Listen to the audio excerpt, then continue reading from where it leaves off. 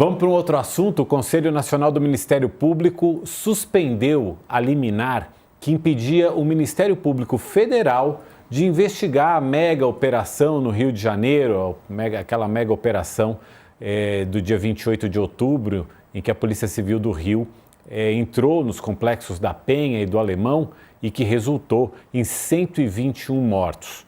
Ela é considerada a ação mais letal da história do país. No mesmo dia da operação, o Ministério Público Federal enviou um ofício ao governador do Rio de Janeiro, Cláudio Castro, solicitando mais detalhes sobre a operação que tinha como alvo o Comando Vermelho. O governador não respondeu, mas o Ministério Público Estadual do Rio de Janeiro recorreu a esse conselho para impedir a atuação do Ministério Público Federal no caso. Quer dizer, é briga entre o Ministério Público Federal e o Ministério Público Estadual do Rio de Janeiro. O pedido do Ministério Público Fluminense acabou sendo aceito, mas agora o Conselho Nacional do órgão voltou atrás, ou seja, o Ministério Público Federal vai poder também investigar a mega operação. Não sei se já não é tarde para isso, né, Graciliano?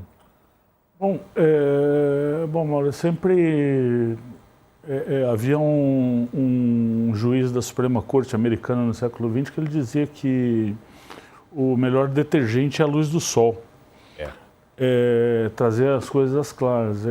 Claro que é importante, mas assim, o que se espera de uma investigação, venha de onde vier, seja das autoridades do Rio ou das autoridades federais, do Ministério Público do Rio ou do Ministério Público Federal, é que essas instituições elas cumpram seu papel de investigação de caráter técnico e não seja contaminado por política. Mas eu não sei mais se isso é possível nesse momento, de um lado ou de outro, porque de não contaminar. É óbvio que, por exemplo, o governador do Rio ele é um político e ele faz declarações políticas, ele foi eleito para isso como presidente da República. Nada de estranho nisso aí.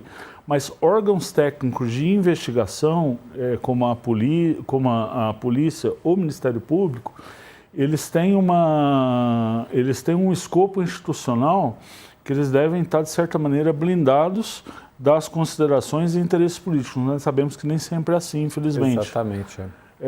É uma novela que a gente vai ter que acompanhar os próximos capítulos. E como você disse, a transparência, jogar luz sobre os fatos é muito importante, inclusive para a gente saber de fato o que aconteceu, de fato se essas mortes foram em decorrência a uma resistência e se...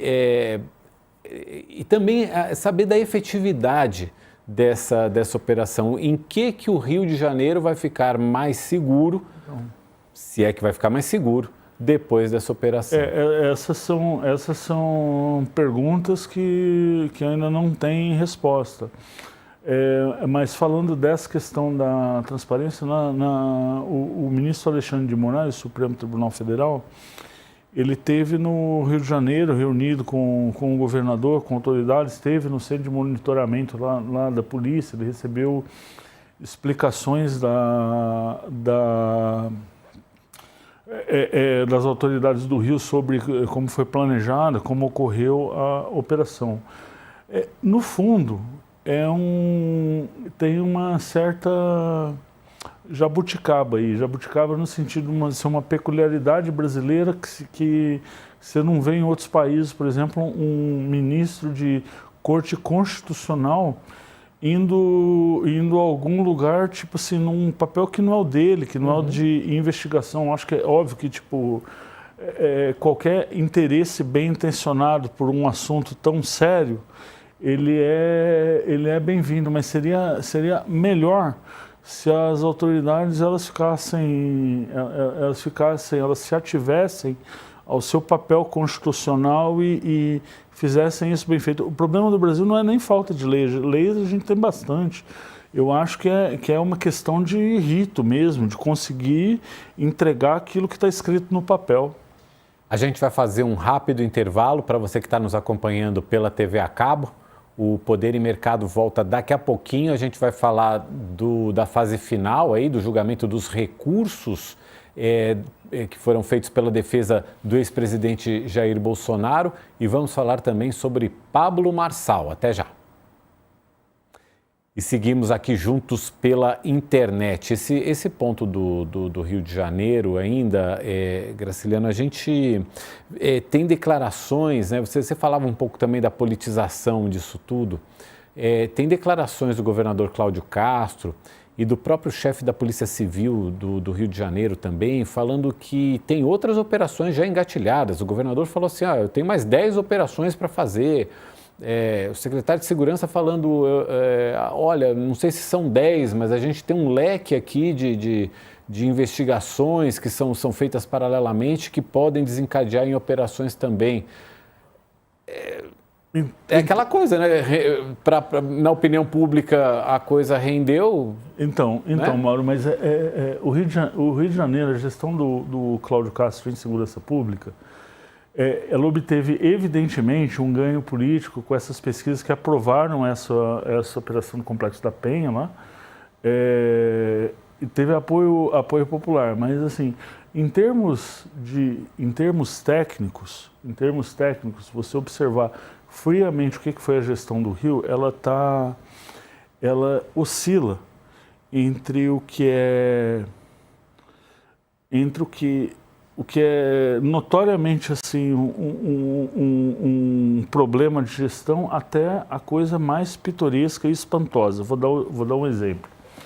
O Rio de Janeiro, a política de segurança do Rio de Janeiro, ela é gerida por um secretário da Polícia Militar, um secretário da Polícia Civil e, junto com eles, um secretário de Segurança Pública, que eu não sei o que esse terceiro faz, já que ele não tem tropa, em quem que ele manda. Em quem que ele manda. Então, assim, isso é evidentemente algum problema de gestão, porque se o governador tem que ter 3 secretários para uma área, significa que ele não tem, de verdade, ascendência sobre as tropas policiais. Esse é um ponto. Mas teve um episódio que me vem à mente no começo do ano, em 2024, ou começo desse ano, o Cláudio Castro foi entregar um conjunto, se eu não me engano, de algumas dezenas de viaturas, umas 30 viaturas, que descaracterizadas, que seriam usadas para o trabalho de inteligência.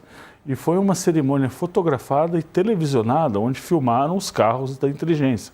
E eram de uma determinada marca, que a reação dos donos dessa marca no Rio de Janeiro falaram: mas desse jeito, se eu estou andando na rua, posso tomar um tiro porque eu sou confundido com o policial. Isso, assim, isso é o pitoresco. Assim, isso não tira toda a gravidade. Eu acho que o mais sério Posso só te interromper, só para dar as boas-vindas de volta, o pessoal que está na TV a cabo, estamos de volta com o Poder e Mercado. A gente ainda conversando um pouquinho aqui sobre a questão da segurança no Rio. Mas resumindo, assim, houve um ganho político recente com essa operação, tem que ver, mas ainda restam muitas perguntas sem resposta sobre o que aconteceu.